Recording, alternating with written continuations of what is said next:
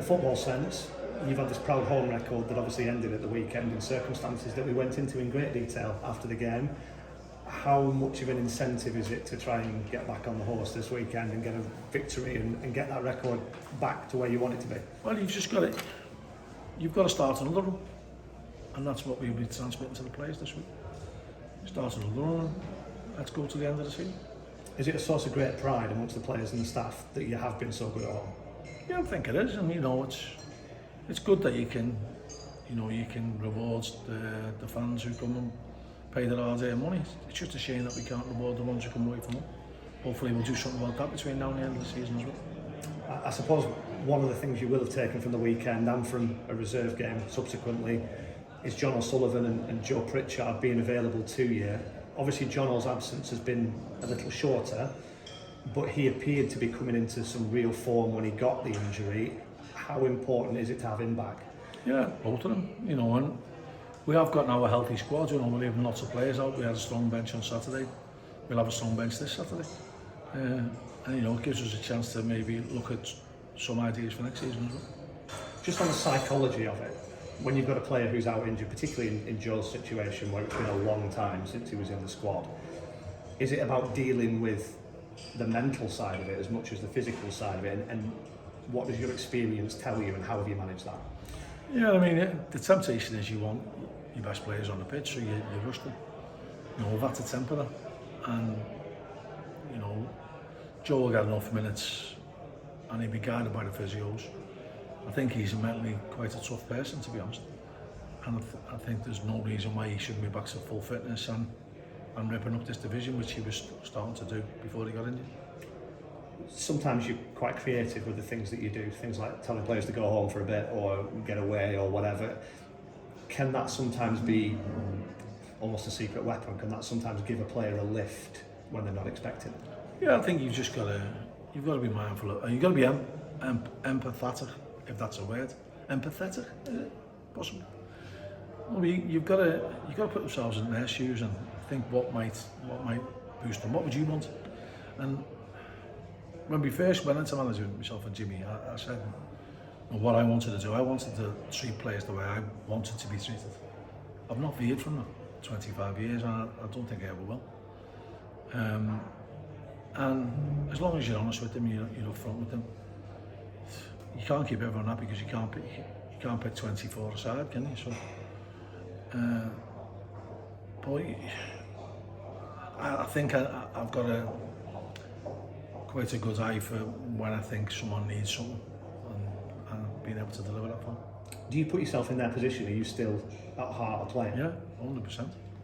And you think the way you wanted to be treated, and what would have made you right and at the optimum level for when you could come.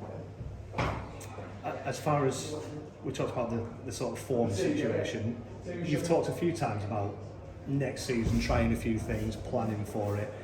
Is there any harm in that? I know you've said you want to be competitive in all the games and you still want to win them. Would it be foolish to not be thinking about the medium to long term? Well, if you think the players are good enough, you're not weakening inside of it. And that's the truth. We've got to have players who we think good enough, and we've got a lot of good players. You had the goalkeeper situation last weekend. You've had Coley and Lee at times playing in the midfield. How valuable is a bit of game time and a bit of being involved to those players from the 23s or even from the under-18s potentially? I think it's vital. I think it's vital, the experience that you get, acclimatising to it. It's a totally different game. 23s level to Division 1 football is totally different, and it's breathtaking at times. And some lads sink, some lads swim, and hopefully we'll have some more swimmers. This game this weekend, two teams in the middle of the table who are not going up, not going down. Does that sometimes lead to the shackles being off? I think so. I think, I was very disappointed with our performance in the first half on Saturday. And, you can't point so many times when you've been like that at all. But I thought we were terrific second half, and ironically we were terrific and conceded 2 silly goals. But we've got to play like that. Play on the front foot, pass the ball, make chances, have shots, and hopefully score a few more. Does it give a bit of freedom to know that, you know, barring some sort of miracle, you are going to be in this league next season and you can think about next season? Does it allow players to express themselves? We'd have to ask them now, but we always encourage the players to express themselves anyway. So, you know, we don't try to put too much undue pressure on them. We encourage them to take risks in the right areas, and that will continue wherever we are in the league. You've been in Cheltenham's situation, you've come into this division and kind of consolidated your position. How easy or difficult is that to do, and how big an achievement is it for Michael Duff and his players? Michael's done brilliant. I've watched him quite a few times this season, played some great football, scored some wonderful goals, had some great results. You might find out that the hard part is not that it's the second year syndrome, and I'm sure he's more than capable of being able to deal with it. Why do you think it is more difficult in the second year? John Coleman. I think people get a bit wise to how you play. You're not the new kids on the block. The novelty of your players playing in that league is gone, and people are more aware of the threats that you pose.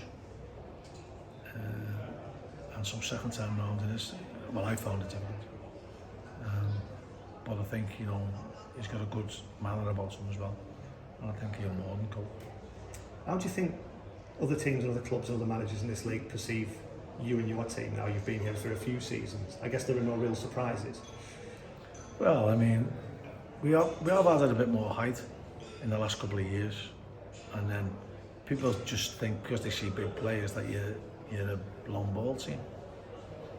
I never want to be a long ball team, but you've got to have a couple of strings to your bow. And if you look at the goals Liverpool scored from a 70-yard ball, is that a long ball? Is it a long pass? It can be effective, but it's getting that balance right. On Saturday we didn't get the balance right at all in the first half. We just kicked everything long to Coley and played exactly the opposite of what I believe in football. Thankfully, after 35 minutes, we managed to get some information onto the pitch to a group of the players, and we changed that. And I thought, you know, conversations we had at half time worked in the fact that we played better football. We didn't get the result that we wanted or we deserved, but that wasn't for the want of trying.